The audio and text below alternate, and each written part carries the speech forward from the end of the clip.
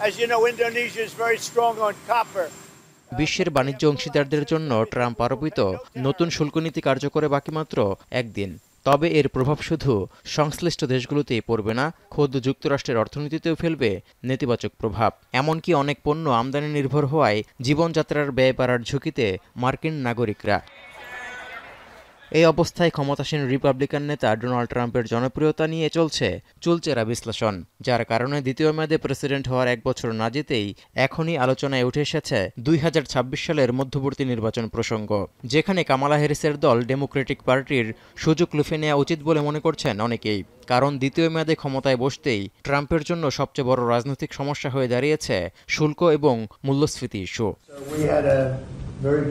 এসব কারণে Donald Trump একজন অজনপ্রিয় প্রেসিডেন্ট হিসেবেও বেশ আলোচিত সমালোচিত।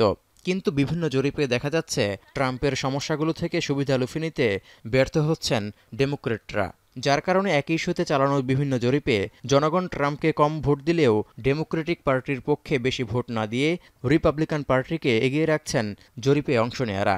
মার্কিন সংবাদ মাধ্যম সিএনএনের প্রতিবেদনে উঠে এসেছে এই তথ্য।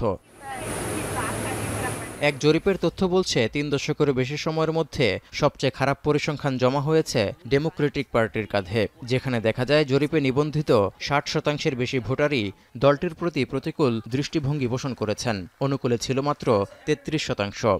একই সময় সিএনএনের এক জরিপেও উঠে এসেছে 1992 সালের পর ডেমোক্রেটদের সর্বনিম্ন নম্বর দিয়েছেন মার্কিনরা।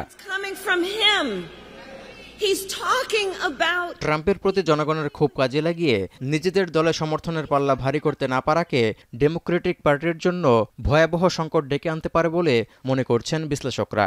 তাছাড়া ট্রাম্পের প্রতি সমর্থন কমায় আগামী বছরের মধ্যবর্তী নির্বাচনে ভোটাররা শেষ পর্যন্ত কোন দলের দিকে ঝোঁকেন তাই এখন দেখার বিষয়।